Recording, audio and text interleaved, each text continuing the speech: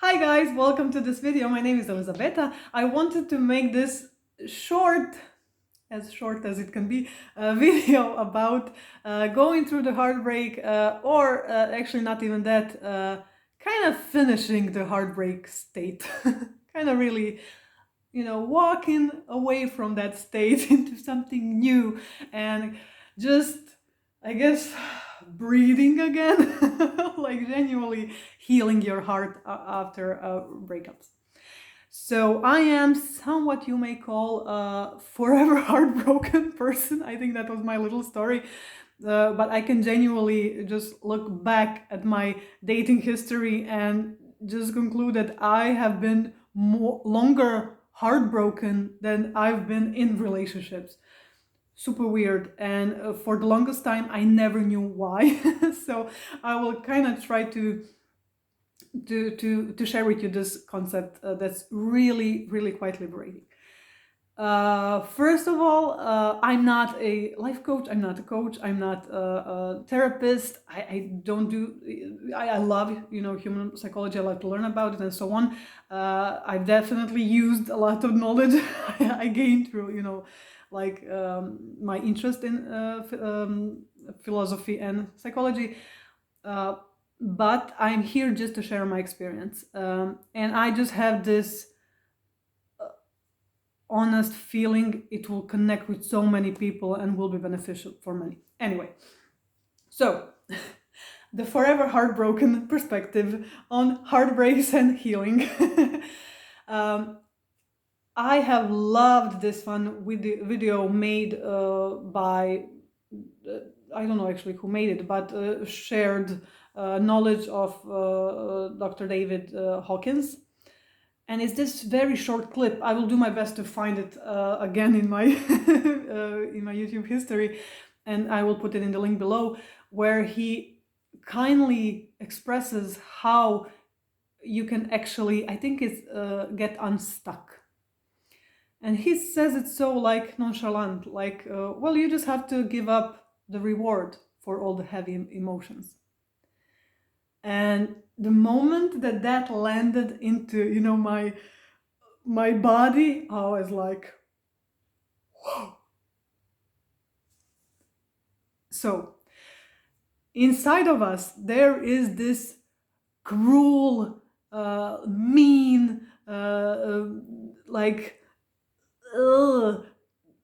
I don't even use bad words, so I don't know how to describe the ugliest personality person ever, judge. But it's this bad, meanest, masochistic judge that lives within us, that loves to punish. And for whatever reason this is, we love to self-punish. And it's not even important why you're punishing yourself for, but and basically the more of a moral person you are, you would just super love to punish yourself. And even for me, and this is just for me, I don't know, I don't even want to go into that topic, but I do have a strong Christian background. Religions love this idea of suffering, not all, but just like the more you suffer, it's kind of this righteous thing to do. It's, you feel the juice within the suffer. It's really weird. And the moment I realized that this suffering was self-imposed and that I was getting so many rewards for this, like for love of God, I am a poet actually. So I can write all these songs and get all this feeling like this reward of my friends just comforting, getting the love, like whatever. Like I remember actually when I was a student, I used to work for this raw food company, and it was like an online shop. But few times during a year we would go to these different like health fairs, and we would actually meet the clients, that order from us and so on. And I saw this one phenomena actually that just stuck. It's stuck in my brain really. These images of people that are ill, that want to heal, And if I was to talk to them, like I can see their eyes sparkling when they were talking about their illness. There is some juice, there is some reward in this self-punishment, and that only thing you need to do is to give up the reward for the heavy, heavy, heavy, heavy, heavy emotions. Give up this reward for feeling not good enough. Give up this reward for feeling so sad, so tired, so exhausted, so devastated, for feeling this less than, for feeling ugly, for feeling alone. Just give up the reward for those feelings. You can still feel them. I know that sounds strange, but just give up the reward. Give up whatever you're receiving as a reward. Is it love from your family? Is it love from your friends? Is it like me, like the poet inside me gets all alive and wants to write? Like, come on. Is it like whatever the reward for those emotions is, just give it up. And so I actually this, like, me filming this now, this is a completely different person than I was like a month before, and I wanted to see, will this stick? Because I tried everything to be unbroken hearted. Like, I tried everything to heal my broken heart. I tried meditations, I tried binaural stuff, I tried, I tried, and this is not me even being funny. I how many months? Anyway, I meditate for like 2 hours a day for months. It's still until you're willing to give up the reward, it will not change. It cannot change. So basically, where the biggest problem is in this kind of funny rewarding system is that becomes a need. When you have this egoistic but still a need to punish yourself, everyone and everything will be aligned to hurt you. Like, they don't even have a chance. They don't have a chance. That person that you're healing your heart from, he had no other chance but to hurt you. Because the need of self-punishment is such a big one. And like, everybody's ego is different. Obviously, I had like a hungry ego, super hungry ego, that you kind of need to, you sort of need to give it as much as it needs for you to snap out of it. And there is something so healing for you to go, you know what, Judge? I'm done. I've done my punishment. I've done my jail time. I don't have to, like, I'm done. I'm done. I'm done. I've done my jail time. I'm done. Like, I'm done filling out this ego need. Like, there's no need for me to do that anymore. There's no need for me to self-sabotage, to punish myself. It's all good. It's all good. And like, for me, somebody might say like, but that's 8 years of self-punishment. That's 8 years. And you'll be like, I've wasted my years. I'm like, no, I'm so glad that this is where it stops. Like, straight up, I'm in awe of this just new state I'm in, and just freedom I can feel, because underneath that egoistic need, I noticed this need, my soul need, and that is a simple need of love. And I was like, well, who's filling that need? Like, who is filling up that need for me? How come I haven't aligned people, to be in those roles, to be in those shoes? Like, and I remember thinking about this dude, like this guy, he's so cruel, and and I was like, I'm the cruel one, guys. Like, I'm the most cruelest of anybody I have ever met. Look how long I haven't been filling up my need for love, my soul need for love.